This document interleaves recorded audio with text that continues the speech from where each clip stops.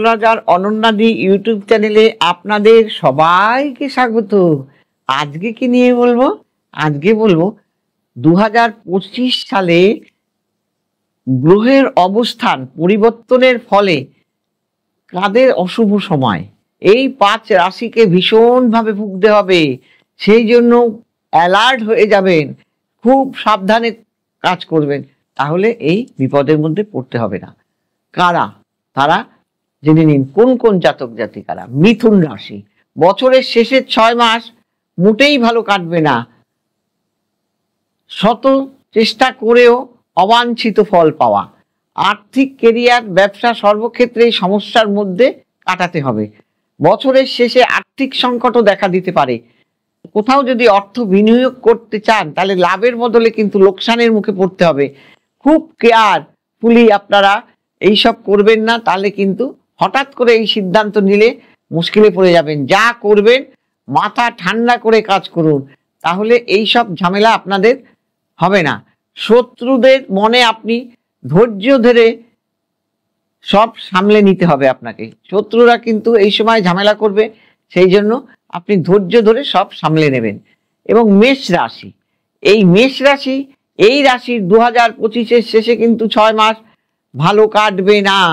সেই কারণে কঠোর পরিশ্রম করেও ভাগ্যের স্বাদ আপনারা পাবেন না এবং এর ফলে জীবন দুর্বিষহ হয়ে উঠবে।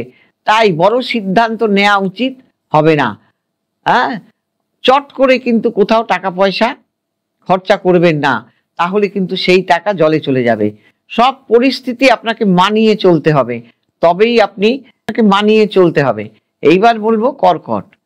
এই কর্কটরে কিন্তু শেষের যে মাসটা রয়েছে, এই শেষের মাসগুলো কিন্তু আপনাকে শত্রুর সংখ্যা আপনার বেড়ে যাবে। শত্রুরা আপনার ক্ষতি করতে চেষ্টা করবে, কাউকে বিশ্বাস করে ঠকতে পারেন। চোখ কান খোলা রেখে আপনাকে সমস্ত কাজ করতে হবে এবং কি হবে, তুলনামূলক ব্যয়ের পরিমাণ কিন্তু বৃদ্ধি পাবে। আপনার পিতার সাথে সম্পর্কের অবনতি ঘটতে পারে। কর্মক্ষেত্রে অযথা হয়রানি হবেন, আপনি হয়রানির শিকার হয়ে পড়বেন। কাজেই সব কিছু আপনাকে বুঝে চলতে হবে। এইবার বলবো কুম্ভ রাশি। কুম্ভ রাশির ব্যক্তিদের জন্য শুভ নয়। সাফল্যের পথে নানা বাধা, কর্মক্ষেত্রে জটিলতার মধ্যে আপনাকে পড়তে হবে। অন্য দিক থেকে আপনাকে সব সময় কি করবেন, মাথা ঠান্ডা রেখে কাজ করবেন। চট করে রেগে গেলে কিন্তু পরিস্থিতি অন্যদিকে চলে যেতে পারে। মাথা ঠান্ডা রেখে কাজ করতে হবে, পরিস্থিতির সঙ্গে মোকাবিলা করতে হবে এবং দাম্পত্য জীবনের সমস্যা সৃষ্টি হয়ে যেতে পারে। এইবার কন্যা রাশি, এই রাশির জন্য কিন্তু 6 মাস ভালো যাবে না। আবেগজনিত হয়ে কোনো কাজের মধ্যে পা বাড়াবেন না। মানসিক দিক থেকে ভেঙে পড়ার আশঙ্কা আছে, কাজেই এমন কাজ করবেন না যাতে আপনাদের মানসিক জায়গাটা খারাপ হয়ে যায়। পরিবারের সঙ্গে মনোমালিন্য, অশান্তি বৃদ্ধি পাবে। বছরের শেষে ধৈর্য হারালে চলবে না, মনকে শক্ত করতে হবে। ভুল বোঝাবুঝি পরিমাণ বৃদ্ধি পাবে, তাতে ভেঙে পড়ার সম্ভাবনা বেশি। কাজেই মনকে শান্ত রেখে মাথা ঠান্ডা রেখে কাজ করুন।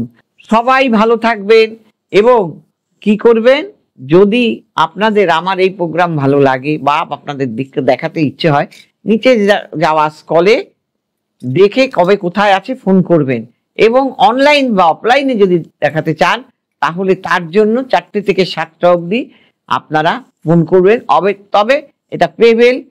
আর আপনারা যদি দূরে থাকেন তাদেরও কিন্তু অনলাইনে রেমেডি পাঠাবার সুবন্দোবস্ত আছে, সেইভাবেই পাঠানো হয়ে থাকে। আর যদি আপনাদের ভালো লাগে তাহলে আপনারা সাবস্ক্রাইব করবেন, লাইক করবেন, শেয়ার করবেন। সবাই ভালো থাকবেন। নমস্কার।